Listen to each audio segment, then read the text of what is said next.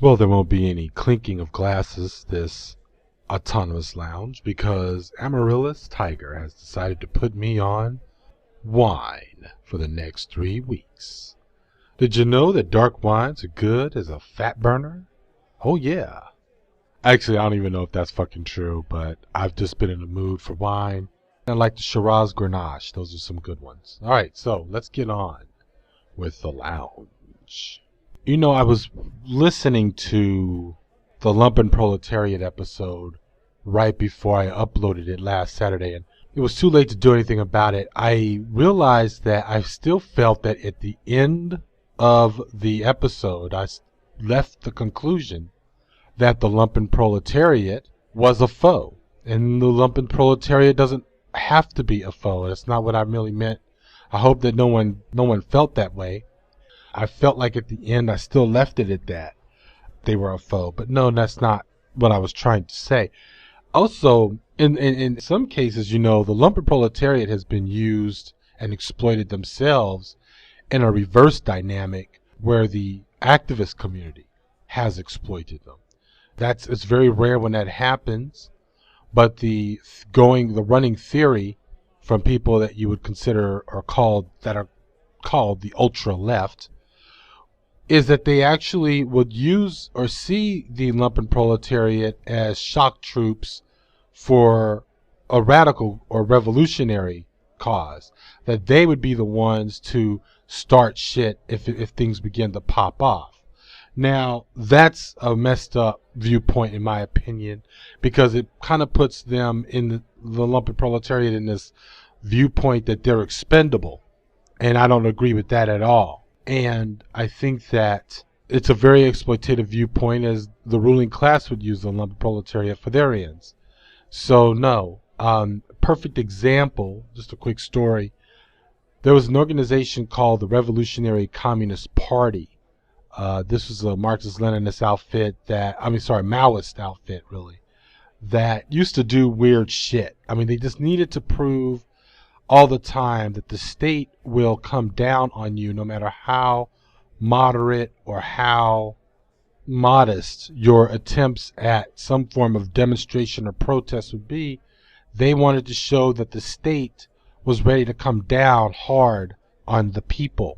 So they were going through this trend where they needed to constantly make freedom of speech the issue, no matter what you were having a demo or a protest about.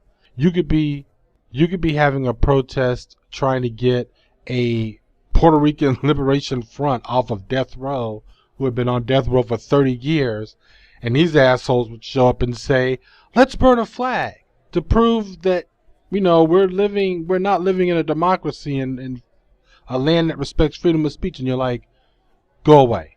Just shut the fuck up and go away.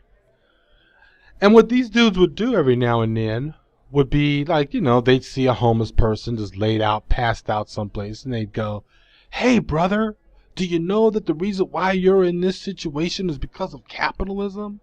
Yeah, man, those bastards up there got you down and got you on this park bench, laying down in a pool of your own vomit. Come and join us, brother. We'll give you $40 and another pint of, what's he drinking? Strawberry Kiwi 2020. Strawberry Kiwi 2020 if you come with us. And, the homeless dude would be like, what? More alcohol? Wait, a white girl. I'm coming with you. So then, next thing you know, this dude would show up at the demos, and suddenly we're to believe that he was a member of the RCP all this time. And then he busts out with the flag, and then they burn the flag, and next thing you know, your demonstration about getting someone who was a member of the Puerto Rican Liberation Front, been on death row for 30 years, is now a fucking police riot. So that's the way the lumpen proletariat is exploited. Now we're going to go on to the main event, and of course, parenting while being radical, or radical while parenting. Yeah, that's it. This is like the 4th title change of this mini-series. Radical While Parenting, Part 2.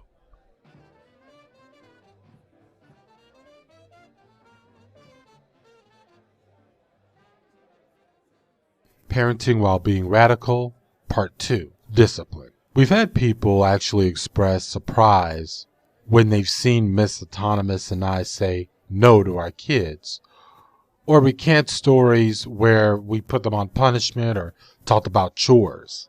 Their expressions of surprise have actually surprised us. What, you thought we were letting our kids running around unbathed and telling us to fuck off when we ask about their homework? No. Miss Autonomous, the non-feminist feminist, takes on the homework, the educational and worldly experience part of our children's lives, the bigger picture stuff, so that our two girls will grow up to be women who aren't hair twirlers or basic broodmares to be, while I deal with the daily routine and discipline, like cleaning rooms, chores, and making sure they know how to take care of themselves. It's not a good look to be 21 years old and not know how to do laundry or cook or shop for food. Also, they've picked up house improvement skills from me, and I bought both of them ratchet screwdrivers and those folding multi-tool suspension pliers. Again, this is a no hair twirlers zone. The surprise coming from new friends and strangers alike, if they know Miss Autonomous and I's politics, they seem to think that we have some sort of free-for-all household. And wouldn't the way we raise our kids contradict that? But the answer is no. The idea of cleanliness and keeping shit in order is pretty basic. It's about keeping your life and environment around you in order. Organization is key to anything you want to do, even if you might not be good at it. You should always strive for it. Miss Autonomist is on the academic, not that I'm not, front because she wants them to understand that the world will always be looking to not take them seriously as women and women of color, and they need to be competitive and not afraid to work for what they want. They are both going to grow up to be women of color in a world that will have their perceptions of them off the bat as either no threat at all or not competitive enough. We know that as adults, we are here to protect them and watch out for their well-being because they are young. As less experienced people, they will most likely make decisions that are not good and that will work against their own welfare. So, we understand as parents, we should be guiding them and developing them towards adulthood. And hopefully they will take on the values we instill in them, like doing the work that will build a better society for all. But what we don't want to do is foster a culture of conformity without question. It was something that even I had to unlearn raising our children, as I come from a background where you were told to do something and you didn't question it. Miss Autonomous would go through an explanation of what the kids were told to do so they'd understand why. Or she'd simply answer their question as to why. I used to say what I was raised to say, which was, because I told you to. But in the end, I realized that I do not want robots. We both don't want robots.